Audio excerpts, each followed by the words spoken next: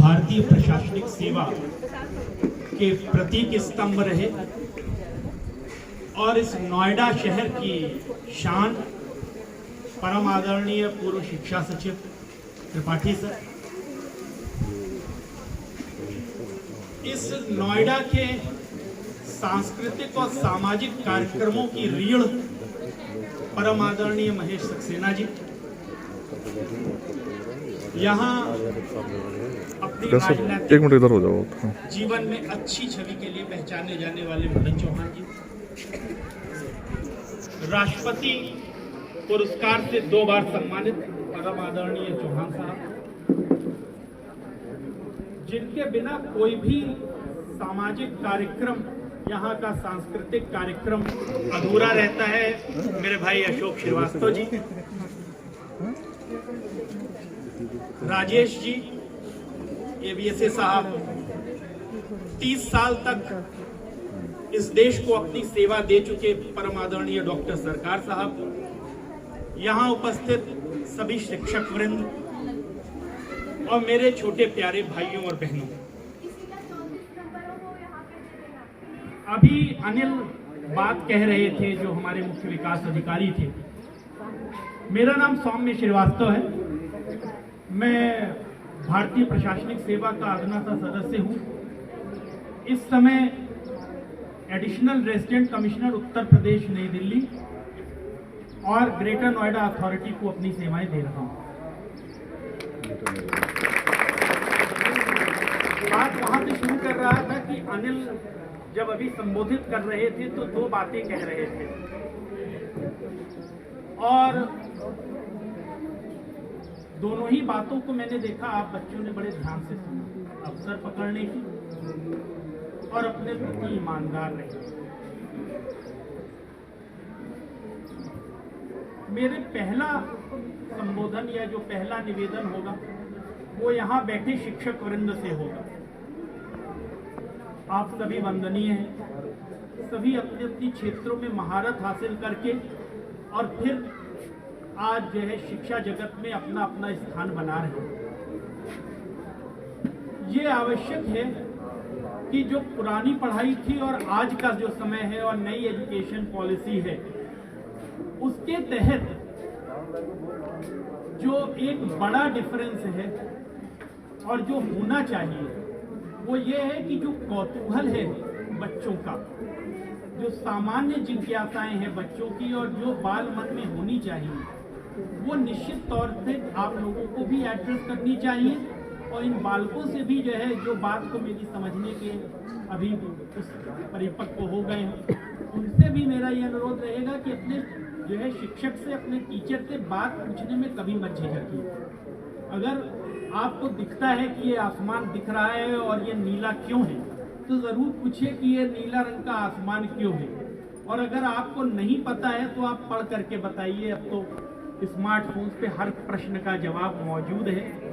अगर ये धरती के ऊपर जो है उगने वाली घास हरी है तो वो हरी क्यों है, ये पत्तियां हरी क्यों हैं, इस प्रश्न का उत्तर बच्चों को मिलना चाहिए कि जो सामान्य कौतूहल है जो है वो उनका जो है अनिवार्य तौर पर जो है उनके आंसर उनको मिलने चाहिए, जो शायद पूर्व में हमारे और आपके समय उस तरीके से सुलभ नहीं थे।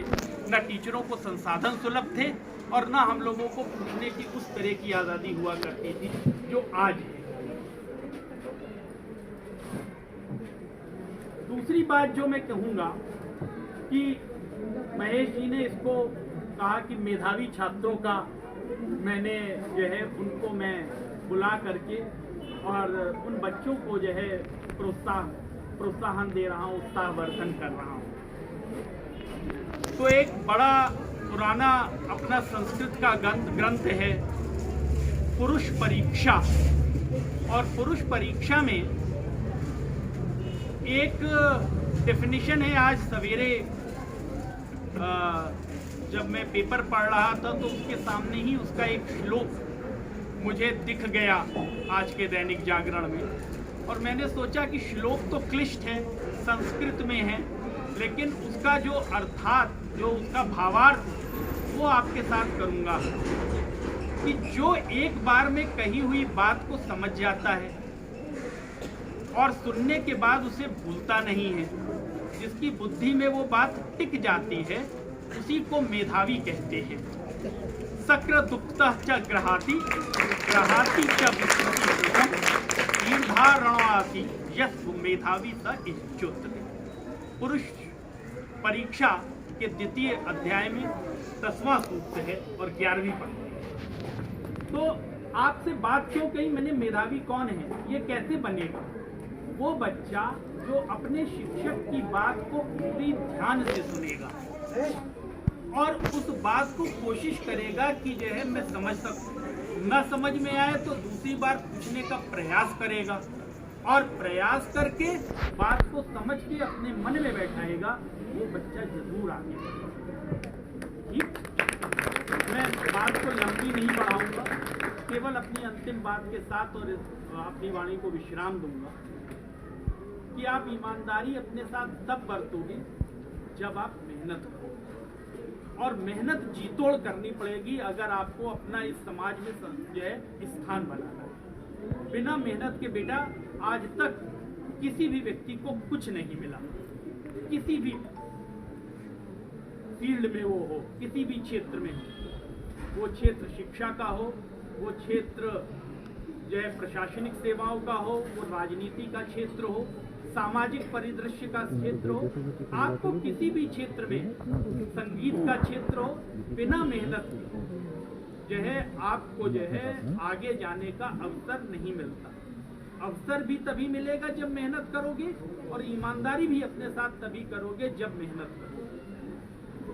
कहते हैं उद्यमेन ही सिद्ध्यन्ति कार्याणि न मनोरथे, यानी कार्य करने से सिद्ध होते हैं, केवल मनोरथ करने से, केवल इच्छा रखने से कभी भी कार्य सिद्ध नहीं होता। कभी तुमने देखा है कि जो है सिंह सोता रहे और उसके मुख में जो है शिकार खुद चला जाए, मृग खुद चला जाए? नहीं, वो उठता है, कोशिश करता है, शिकार की ओर बढ़ता है और फिर शिकार को करता है। ना ही सुप्तस्य सिंहस्य प्रवश्यन्ति मुखे मृगम्, उसी पुरुष परीक्षा का वाक्य। तो आवश्यक है कि जीतोड़ मेहनत करो, ये समय जीतोड़ मेहनत करने का है। अगले 8 साल जब तुम तीसरी, चौथी, पांचवी, छठी, सातवीं, 8वीं कक्षा में जीतोड़ मेहनत करोगे, अपने साथ ईमानदारी बरतोगे, अपने लक्ष्य को प्राप्त करने का प्रयास करोगे, तो दुनिया की कोई ताकत तुम्हें नहीं रोक सकती। भगवान श्री राम का आशीर्वाद आपके साथ रहे, जो है मेरी यही शुभकामना है। बहुत बहुत धन्यवाद। जय हिंद।